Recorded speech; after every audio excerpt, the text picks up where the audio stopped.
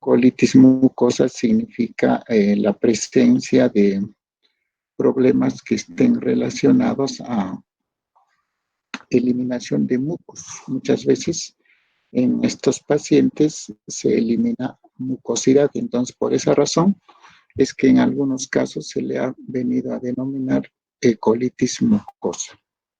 Pero también se le ha venido a denominar en otros entornos, como sobre todo por el espasmo de colon irritable o colon espástico, o también se le ha venido a denominar dentro de lo que llamamos enfermedades funcionales, una enfermedad o diarrea o estreñimiento funcional.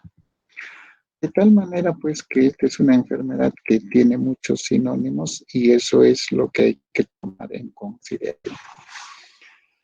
Vemos acá que el síndrome de intestino irritable tiene una alta prevalencia. Si es que estamos hablando, por ejemplo, dentro del contexto de las enfermedades del aparato digestivo en Latinoamérica, y entre ellos el Perú, como ustedes están viendo acá, puede llegar a tener hasta el 20% de prevalencia. Significa que es una enfermedad bastante frecuente. Si ustedes se dan cuenta, incluso en otras realidades pueden llegar a ser 20, 22% o incluso más probablemente, en Japón 25%, más probablemente por el hecho de que es una enfermedad que muchas veces está subdiagnosticada. Entonces, esta es una enfermedad que nosotros la...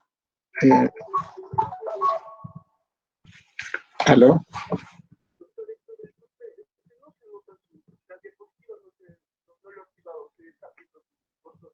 Nada más, por eso lo está viendo. Ya, entonces vamos a ver qué es lo que ha pasado.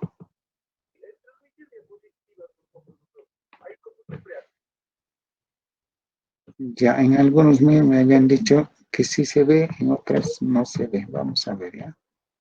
¿Dónde lo definimos? Ya, una ventana.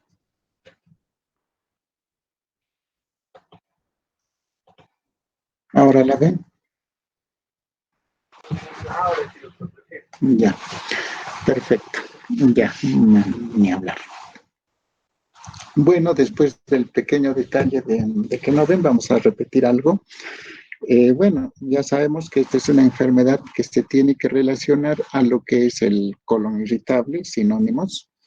Es una enfermedad que también ha venido a llamarse colitis espástica, en otros contextos se ha llamado colitis mucosa, es decir, tiene varios sinónimos. Pero el nombre más correcto es síndrome de intestino irritable. Y les había dicho antes que esta tiene una alta prevalencia, fíjense, en el Perú, en lo que son los entornos de Latinoamérica, por ejemplo, tiene más o menos entre el 9 al 18%, es decir, 1 de cada 5 personas en nuestro país puede tener esta enfermedad, o incluso en otras latitudes, miren, Japón 25%, España o Francia 20%, es decir, es una enfermedad que puede tener mayor relevancia e inclusive se menciona que esto está probablemente subdiagnosticado. Bien, esta es una enfermedad que está ubicada dentro de los denominados trastornos funcionales del aparato digestivo. Como ustedes están viendo acá, dentro de lo que es trastorno funcional del aparato digestivo, está relacionado a muchas enfermedades. Ya, estas enfermedades fundamentalmente están relacionadas a lo que denominamos trastorno funcional del aparato digestivo. Y en esas condiciones fundamentalmente vamos a tener pues varias condiciones.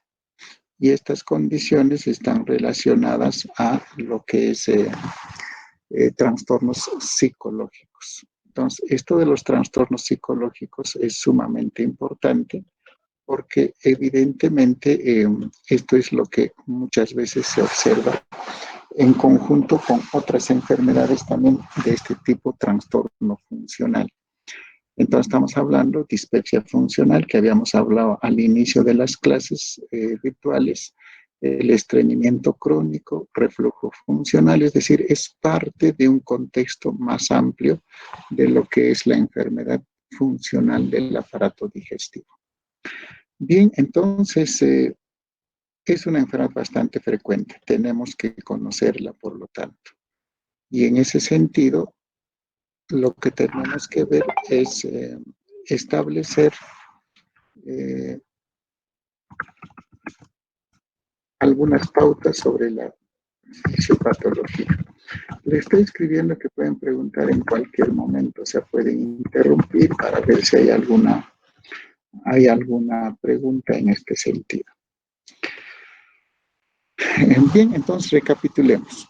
Esta es una enfermedad que tiene varios sinónimos: colon irritable, colon espástico, colitis mucosa, pero el nombre más apropiado es síndrome de intestino irritable. La prevalencia puede ser muy alta, que puede llegar en algunos países hasta el 25%. E incluso en algunos grupos poblacionales es mucho más. Por ejemplo, hay un estudio que se hizo en Lima, en una población de universitarios, en una universidad privada, y encontró el 30%. O sea, un tercio de los estudiantes manifestaba síndrome de intestino irritable. Y si ustedes posiblemente podrían hacer un trabajo de investigación en esta cuarentena, probablemente muchos pacientes también lo estén manifestando. Eso lo estamos viendo porque recibimos muchas llamadas de personas por teléfono, nos indican que tienen tal cual síntoma, y probablemente esto está relacionado al estrés que puede condicionar esto. También necesitamos establecer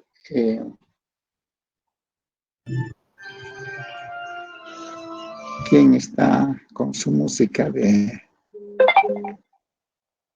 ultratumba, creo.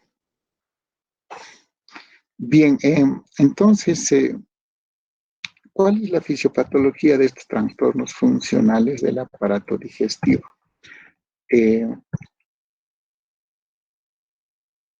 Está relacionado, pues, fundamentalmente a una serie de factores. En realidad no se sabe la causa. Como ustedes están viendo en esta diapositiva, hay una serie de alteraciones que han estado relacionadas. Y miren, desde muchos años atrás se ha visto, pues, que el estrés era un factor importante, y desde ahí eso se mantiene. Sin embargo, a lo largo de todos estos años se han ido planteando nuevas teorías relacionadas a los alimentos, relacionadas a la motilidad intestinal, a la hipersensibilidad visceral, a problemas relacionados al sistema nervioso central, últimamente a infecciones. Y entonces se ha visto, pues, que está relacionada a una serie de elementos que probablemente intervienen en la fisiopatología del síndrome de intestino irritable. Todo esto ha ido cambiando progresivamente con el tiempo y probablemente va a seguir cambiando. Sin embargo, lo que sí se sabe, y esto es para la parte baja de la diapositiva, que en realidad es una interacción de una serie de mecanismos que pueden devenir en trastornos de la motilidad, en trastornos en la sensibilidad visceral, eso es lo que llamamos hipersensibilidad visceral, trastornos inflamatorios, y eso está relacionado a las infecciones, problemas en el marcapaso intestinal, marcapaso gástrico, es lo que se llama marcadores mioeléctricos, y en lo que es el estrés relacionado a la interacción cerebro-intestino. Como ustedes podrán estar observando, entonces, el diferente tamaño que pueda tener cada parte es diferente en cada persona. De tal manera que nosotros vamos a considerar una enfermedad en la cual interactúan una serie de factores, pero en la cual probablemente el factor psicológico juega un rol sumamente importante. Y esto es lo que ha venido a denominarse interacción cerebro-intestino. Explicamos un poquito más con la interacción cerebro-intestino. Se sabe por fisiología que el sistema nervioso central y el tubo digestivo, todo el intestino, acá está esquematizado el colon y el intestino, pero en general todo el tubo digestivo tiene conexiones hacia el sistema nervioso central. Y estas conexiones tienen que ver con aferentes, tanto sensitivos como motores, que tienen participación en la motilidad intestinal, en la sensibilidad visceral, en el flujo sanguíneo visceral, en la secreción de las vísceras intraabdominales, y que esta interacción cerebro-intestino tiene que ver con condiciones relacionadas al estado afectivo. Vean, les decía que está muy relacionada a la parte psicológica, y esto se ve pues en áreas del tálamo o del hipotálamo, en las cuales puede haber este tipo de conexiones cerebro-intestino, y que también tienen relación con los órganos sensoriales, de tal manera que, por ejemplo, cuando una persona tiene algún trauma visual, alguna cuestión auditiva o olfativa, esto se transmite al sistema nervioso central y puede interactuar con lo que es estos elementos de alteraciones tanto en la sensibilidad como en la motilidad intestinal. De tal manera que esto tiene relación con esta condición. La percepción a nivel del sistema nervioso central por los órganos sensoriales se integran a nivel del sistema nervioso y provocan un efecto a nivel del tubo digestivo.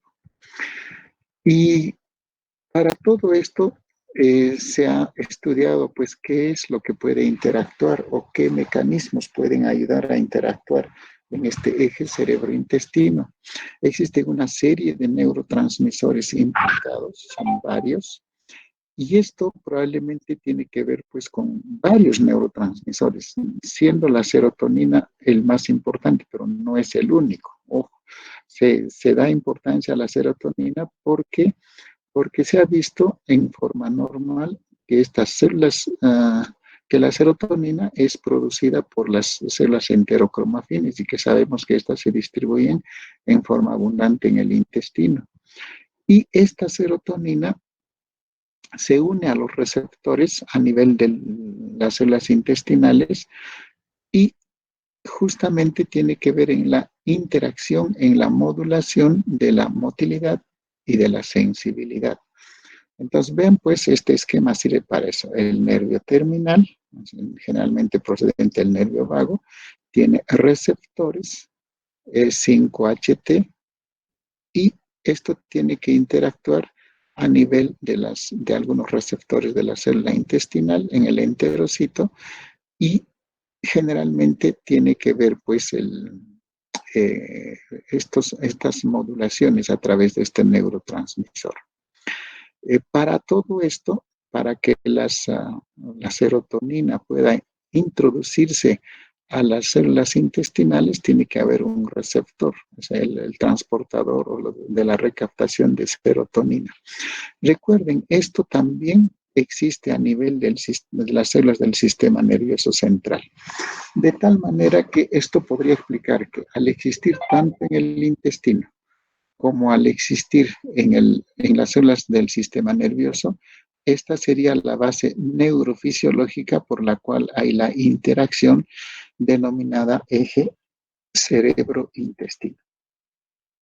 Entonces, siendo un poquito más al fondo, en todo el tubo digestivo, en el intestino, a nivel sobre todo de la submucosa y de la capa muscular, existen diversos receptores 5HT4, 5HT3 de diferente denominación en numérica, pero en conjunto son receptores de 5-hidroxitriptamina, y esto hace que produzca, vean, a nivel muscular, contracción muscular o relajación a nivel del músculo.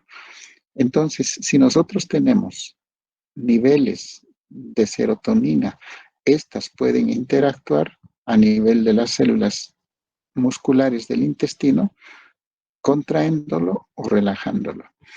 Y esta interacción, además de estos receptores, se hace con otros neurotransmisores. Miren, acetilcolina para la contracción, óxido nítrico para la relajación. Entonces, volvemos a repetir para que se vuelva a entender. Probablemente acá tenemos que la base neurofisiológica del trastorno eje cerebro-intestino probablemente esté relacionado sobre todo a los receptores de 5-hidroxitriptamina y que esto probablemente tiene que modular a través de otros neurotransmisores la contracción, la relajación de los músculos del intestino, del músculo liso del intestino, o también tiene que modular las actividades de la secreción intestinal o incluso de la sensibilidad a nivel de la mucosa intestinal. De tal manera que se entiende pues que modulado por los receptores de 5-hidroxitriptamina que existen tanto a nivel del sistema nervioso central como a nivel del tubo digestivo, se puede esperar la aparición de ciertos síntomas. Si incrementa o disminuye la secreción intestinal, eso tiene que ver con la consistencia de las evacuaciones. Quiere decir que cuando aumenta la secreción intestinal, habrá diarrea. Cuando disminuye la secreción intestinal, habrá estreñimiento. Y entonces esto explica por qué estos pacientes tienen justamente estos síntomas, diarrea y estreñimiento. O si esto también altera la motilidad intestinal, eso también puede explicar la presencia de los mismos síntomas, diarrea o estreñimiento. O si altera la sensibilidad a nivel de la mucosa intestinal, eso puede explicar la presencia de dolor abdominal. Y entonces estamos ya pues encontrando probablemente una explicación neurofisiológica de la aparición de los síntomas. Pero siempre lo vuelvo a decir, probablemente, porque se ha visto que también hay otros neurotransmisores y probablemente no solo sea la serotonina, ahí han visto el óxido nítrico, probablemente interactuando en esto y probablemente muchos otros más que aún no hemos sido capaces de identificar desde el punto de vista de la ciencia médica. Bien, entonces volvemos a repetir, eje cerebro-intestino, muy importante y modulado sobre todo por la serotonina que va a interactuar a través de los receptores 5-HT a nivel de la musculatura intestinal, a nivel de la mucosa intestinal, a nivel de la secreción intestinal, determinando pues la aparición de una serie de síntomas que se presentan en esta enfermedad. Bien, entonces por ahí pues se dice que esta es una enfermedad y esto nos hemos saltado a propósito en relación a este tipo de situaciones tan frecuentes, ya que el estrés es una condición muy frecuente en el mundo actual y probablemente mucho más en esta cuarentena y probablemente ustedes también están teniendo ese estrés.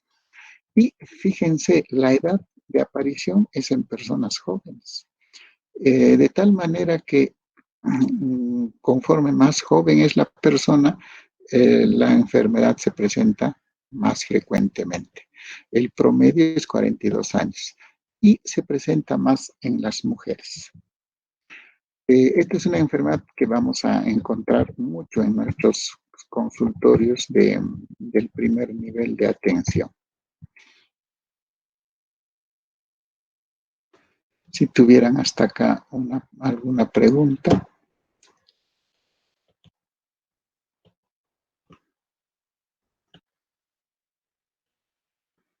¿Ninguna pregunta?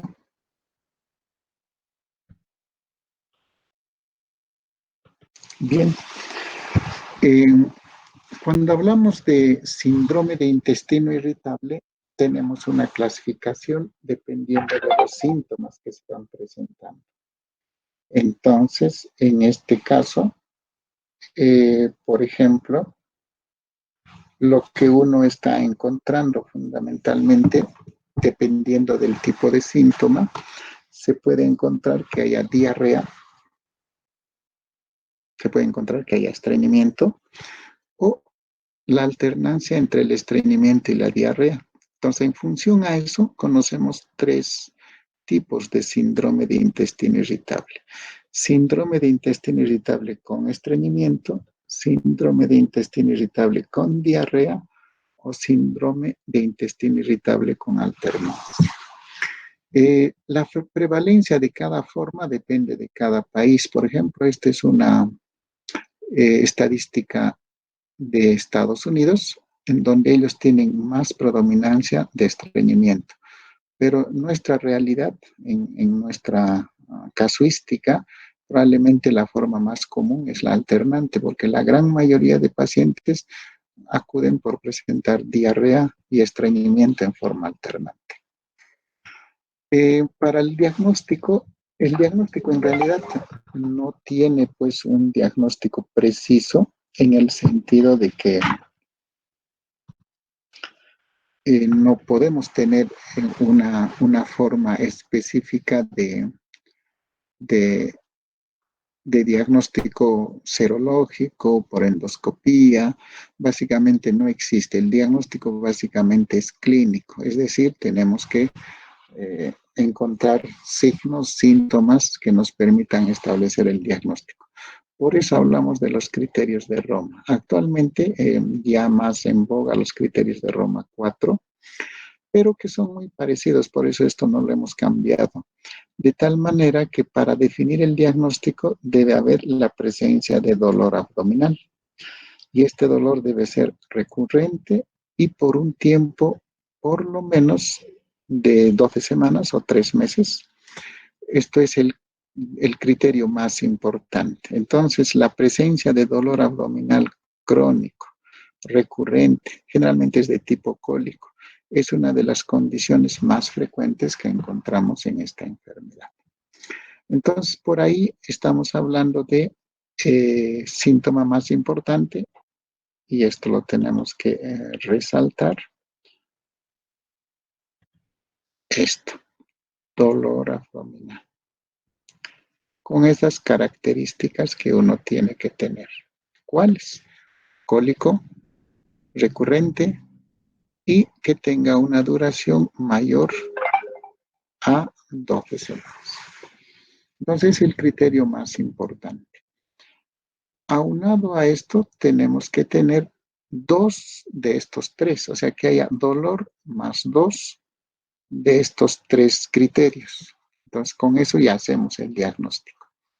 Si el dolor mejora con la defecación, esto es lo que algunos llaman urgencia defecatoria, porque el paciente que tiene esto necesita ir con suma urgencia a los servicios para mejorar o disminuir el dolor. Es una característica.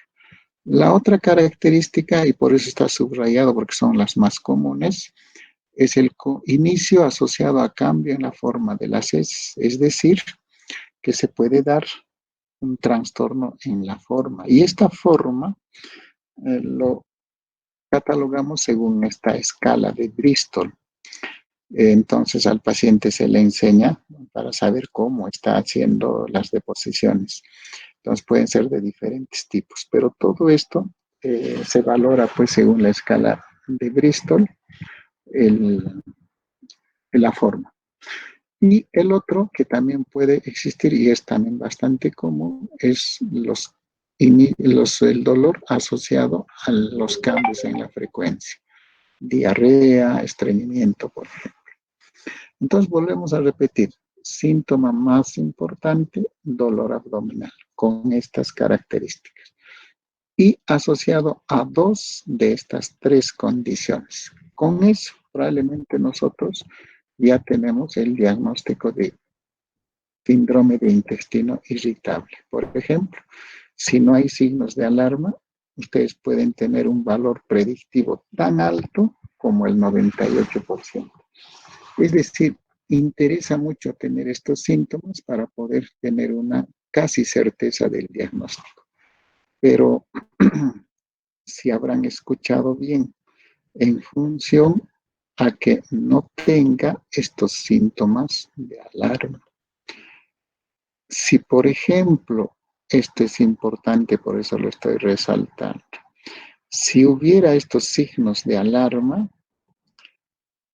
ya los criterios pueden tener poca validez. Entonces, ¿qué quiere decir? que si nosotros aplicamos correctamente los criterios de Roma y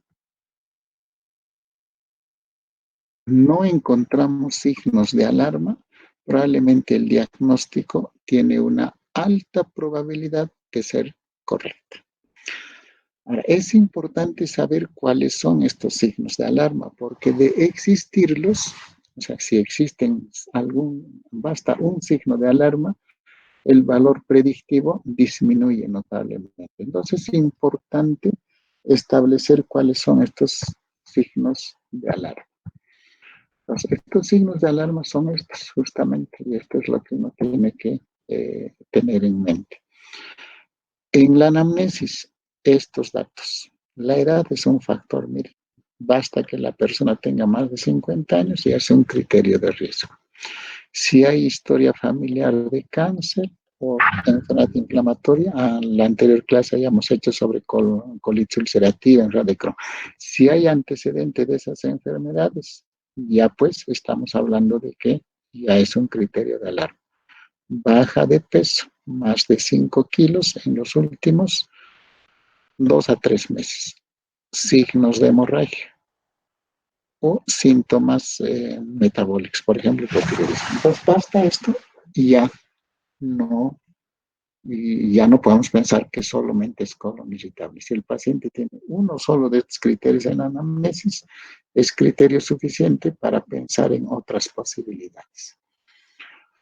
En el examen físico más abdominal, en el examen de la semiología abdominal o en el examen rectal encontramos algún tipo de anormalidad o que haya anemia en el laboratorio, que haya leucocitosis, y esto es importante, mire, sangre oculta en heces.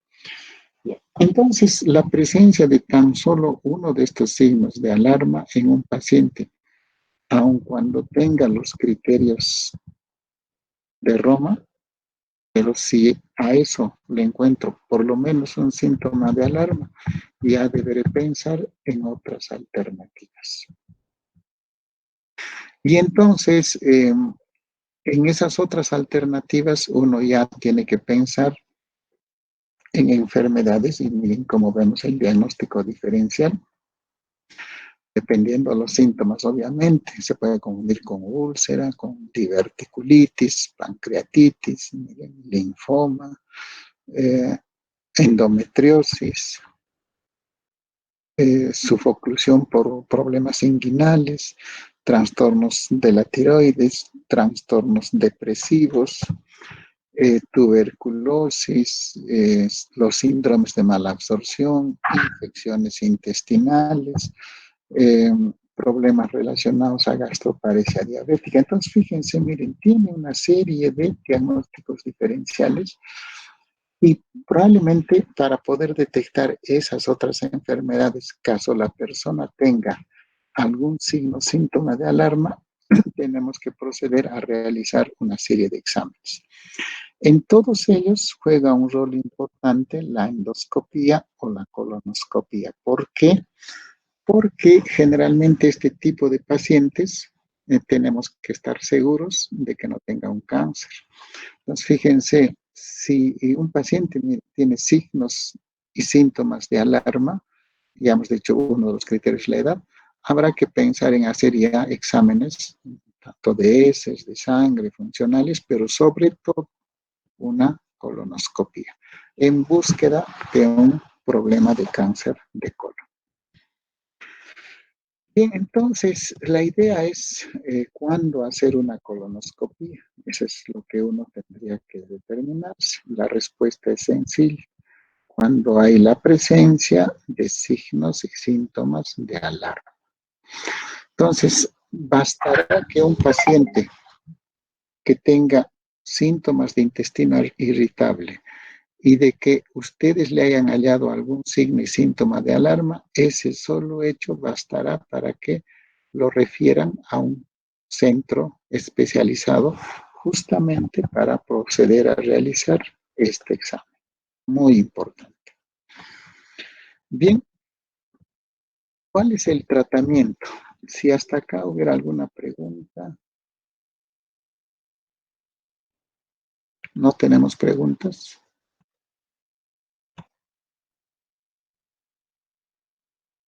¿Preguntas, dudas?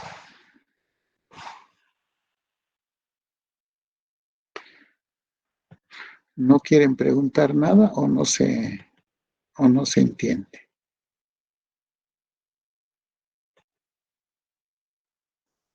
¿Está Araceli?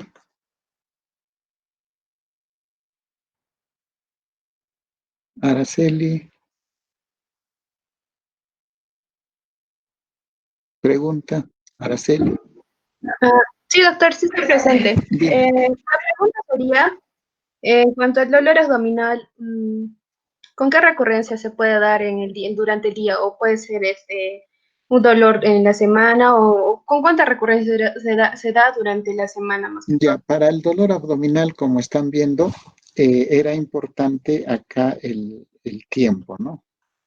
En este caso, en los criterios de Roma habíamos visto dos cosas. Uno, las 12 semanas o 3 meses en forma continua.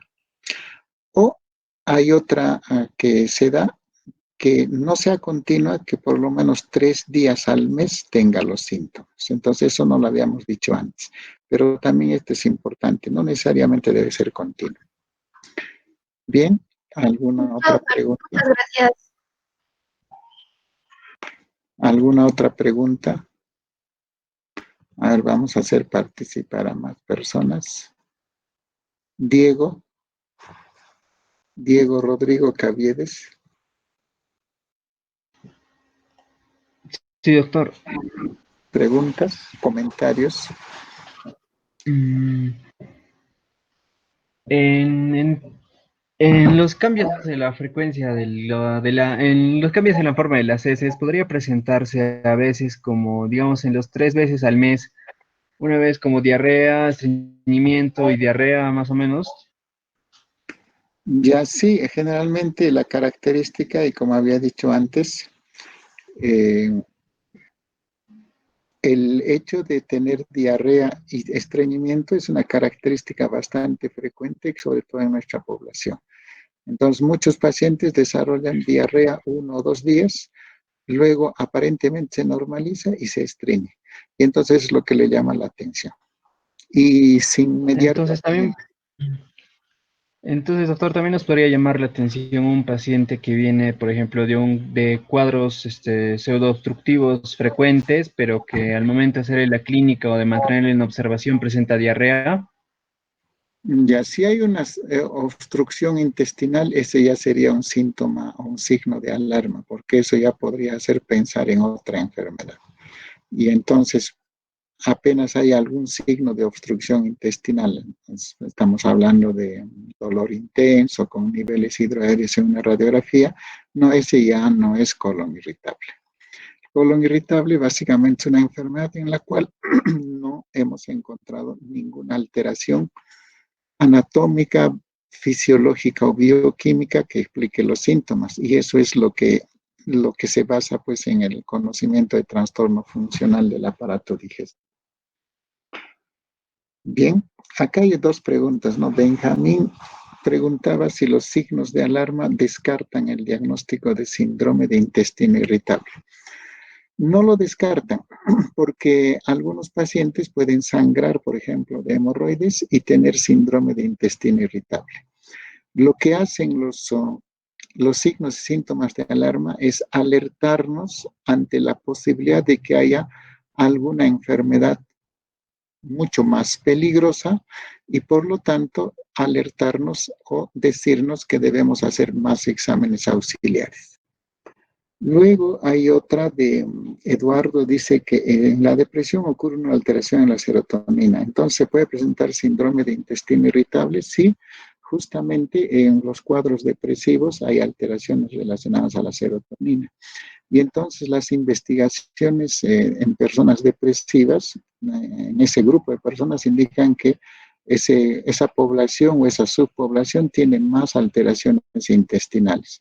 Y entonces eso implica que sí hay relación. Entonces, personas deprimidas pueden tener con más frecuencia síndrome de intestino irritable. Es más, por esta asociación con este tipo de trastornos de estos neurotransmisores, se utiliza en el tratamiento del síndrome de intestino irritable fármacos antidepresivos, y a eso es lo que íbamos a entrar. Hay otra pregunta de José Rodrigo, dice, ¿qué diferencia se encuentra entre la diarrea y estreñimiento funcional? Ya, cuando nosotros le ponemos la etiqueta de funcional a cualquier enfermedad, estamos mencionando a enfermedades que no tienen una causa conocida, subyacente. Es decir, desde el punto de vista de la fisiopatología, no se conoce exactamente si hay una alteración anatómica, fisiológica o bioquímica.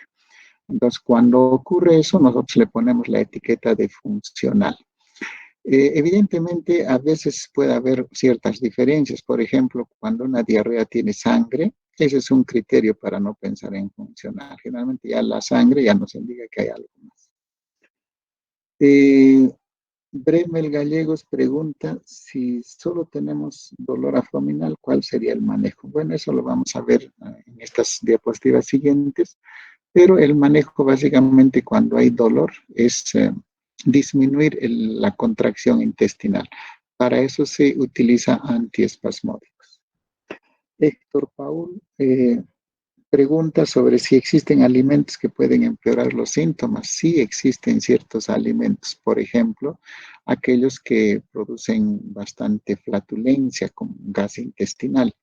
Estos empeoran el dolor sobre todo. Entonces ahí se utiliza fármacos antiflatulentos. Bien, al parecer no hay más preguntas. Entonces, continuamos con lo que es el tratamiento. Bien, en el tratamiento, mucho interesa, como son enfermedades psicosomáticas, interesa mucho la relación médico-paciente. Entonces, es fundamental tranquilizar al paciente. En estos momentos, ahora en en esta época hay coronafobia, es decir, miedo al coronavirus. Pero pasado este momento, nuestros pacientes tienen miedo al cáncer, siempre. Entonces hay una cancerofobia. A tratar de tranquilizar al paciente, decirle que probablemente es una enfermedad que no tiene una causa específica, pero fundamental tranquilizarlo. Después, siempre cuidar los factores psicosociales, pero sobre todo esto, tranquilizar al paciente, es fundamental. Por eso damos que una adecuada relación médico-paciente es muy adecuada. Pero ojo, acá antes habíamos visto que es un error decirle al paciente esto, es un error. Decirle que no tiene nada. Miren, en esta diapositiva ustedes ven esa manera de chiste, que la señora que está consultando le dice que es uno más de tantos médicos que ya ha visto a la consulta médica y le dicen que no tiene nada. Entonces, no es bueno. No hay que decirle que no tiene nada. Decirle que sí tiene el síndrome de intestino irritable y que eso la pueda tranquilizar. Y esta diapositiva también nos da pues a ver que estos pacientes son consultadores frecuentes de médicos, ¿no? ¿Ven? Miren, 20 pacientes, ya quisieran tener esa nota, espero que todos tengan esa nota ahora. Y evidentemente son pacientes que al no encontrar un tratamiento único, uniforme, van de médico en médico. Entonces ahí la relación médico-paciente es fundamental. Otra condición importante en el tratamiento es a lo que preguntaba mi tocayo, evitar los factores precipitantes de ciertos alimentos, empeoran el dolor. Cafeína, condimento, masticar chicles, miren las gaseosas que tanto nos gusta a muchos, el alcohol a algunos de ustedes o alimentos con mucho ají, mexicanos les gusta bastante eso. Entonces, la dieta juega un rol importante. Y finalmente, uno dice que si uno maneja todo esto, relación médico-paciente y dieta, puede manejar adecuadamente el 25% de los casos. Para ese restante, nosotros utilizamos fármacos. Siempre es importante individualizar los tres grupos, ¿no? Si el paciente tiene diarrea, se le utilizará antidiarreicos. Si el paciente tiene estreñimiento, se le utilizará laxantes. Entonces, mucho interesa individualizar esos tres grupos. Tener en cuenta que ningún tratamiento es plenamente satisfactorio. Por eso estos pacientes van de médico en médico. Por eso le decía a esa paciente del chiste, son muchos médicos que ha tenido que buscar. Esto es importante, actuar sobre el síntoma más prominente. ¿Ya? Si el paciente tiene gases, darle tratamiento para los gases. El paciente está deprimido, para la depresión. Entonces, siempre actuar sobre el síntoma más prominente. Y siempre utilizar pues, la medicación que uno tenga que evaluar, ¿no? Esto es la relación médico-paciente, ¿no? La seguridad que ustedes tengan que tener. Bien, entonces, ¿qué utilizamos? Por ejemplo, si un paciente tiene diarrea, le utilizamos antidiarreico. Y este es el que más utilizamos, el bismuto. Ustedes pueden utilizar en este encierro. Se da 15 centímetros cúbicos cada 8 horas. Si no cede, ya pueden utilizar la loperamida, 2 miligramos cada 4 o 6 horas. Pero el más utilizado, el subsalicilato de bismuto. Si hay estreñimiento, habrá que darle laxantes. Acá, por ejemplo, utilizamos bastante la fibra dietética y también utilizamos laxantes que tengan actividad a nivel de la luz intestinal. Entonces, hay una fibra sintética que se llama Euromucil, viene del mucílago, es bastante útil. O también la lactulosa, que es un carbohidrato no absorbible. Entonces, se puede dar cuando hay estreñimiento. Y si hay dolor, obviamente acá los antiespasmódicos. Esto es bastante utilizado. Había alguna pregunta sobre eso y utilizamos una serie de fármacos, pero el que se les aconseja utilizar como primera intención son los anticolinérgicos. Uno de ellos es la iosina. La pargeberina también, esto viene con el nombre de Plidan compuesto. Es bastante conocido por ustedes, ¿no? Entonces, esto lo utilizamos más. Iosina o la pargeberina. Ya en el entorno del especialista, si no cede con estos fármacos, podemos utilizar relajantes musculares o bloqueadores de los canales de calcio. Por ejemplo, acá utilizamos el bromuro de pinaverio, que es bastante utilizado. Esto se conoce como Dicetel en el mercado farmacéutico. O también otros como la trimebutina, que es un relajante muscular. En el mercado comercial se conoce como Trimed. O la mebevirina, que en el mercado comercial se conoce como Move. Entonces, vean, pues, si no responde a los anticolinérgicos, ya, pero en el entorno de la especialidad utilizamos relajantes musculares o bloqueadores del canal de calcio. Y también, si no responde a esto, ya utilizamos antagonistas de los receptores de 5-HT3. Recuerdan que en la fisiopatología había mucha relación a eso. Entonces acá tenemos uno que se utiliza bastante. No lo tenemos en el Perú, pero de repente uno de ustedes puede irse a estudiar a otro sitio, Brucalopride. Sin embargo, tiene muchas restricciones en su uso. Entonces, lo que se les recomendaría, número 1, es esto, ¿no? Básicamente, los anticolinérgicos. Si están deprimidos, hay que utilizar antidepresivos. Obviamente, esto tiene mucha utilización en el colon irritable porque tiene que ver con lo que es serotonina y la depresión está relacionada a esto. Y entonces empezamos a utilizar todos estos antidepresivos. El que más utilizamos es amitriptilina. Se le da 12.5 miligramos, dosis nocturna, una por noche. Y eventualmente podemos utilizar los nuevos, ¿no? La sertralina, por ejemplo, que también da buenos resultados. Pero utilizamos esto en primer lugar y sertralina en segundo.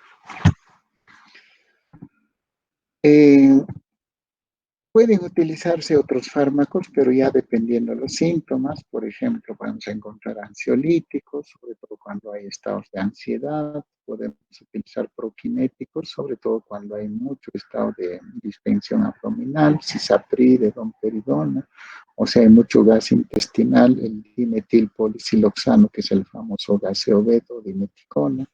Es decir, eso ya va utilizándose en función a esto, y a veces utilizamos antibióticos o incluso actualmente de los denominados probióticos.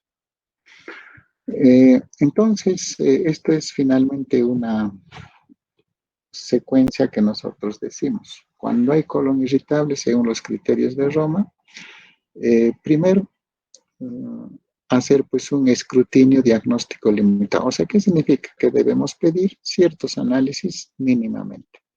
Hemograma, hematocrito, glucosa, urea, creatinina, sangre oculta en heces, parásitos en examen de heces, y si hubiera prevalencia de enfermedad celíaca se le pide, pero eso no está para nosotros. Y evidentemente tampoco es rutinario para la hipertensión tiroidea. Lo que está subrayado es lo que se les aconseja. Hemograma, hematocrito, glucosa, urea, creatinina, test de sangre oculta en heces y parásitos. Esa es la evaluación limitada inicial. Si es que hay signos de alarma, ya hemos visto cuáles son, debemos ya hacer un abordaje más completo en el diagnóstico. Ahí la colonoscopia es fundamental. Si no hay signos de alarma, acá el tratamiento puede ser empírico inclusive, y ya no es necesario hacer ningún examen mayor. Entonces, dependiendo de la colonoscopia, si encontramos una colitis ulcerativa, por ejemplo, va al tratamiento de la enfermedad. Si encontramos un cáncer, va al tratamiento de la enfermedad. Entonces, depende mucho de este examen. Pero si no encontramos, y por eso había alguna pregunta, a veces hay signos de alarma, pero la colonoscopia sigue siendo normal. Es decir, a pesar de haber signos de alarma, el paciente puede seguir teniendo síndrome de intestino irritable. Entonces, ese entra a un tratamiento al igual que el que no tiene, solo que este ya se hace en forma empírica sin necesidad de endoscopía del colon. Esta sí necesita hacer una endoscopía del colon. Y entonces, dependiendo del síntoma, se le va a dar el tratamiento. Si hay dolor, ya habíamos dicho, antiespasmódicos sobre todo.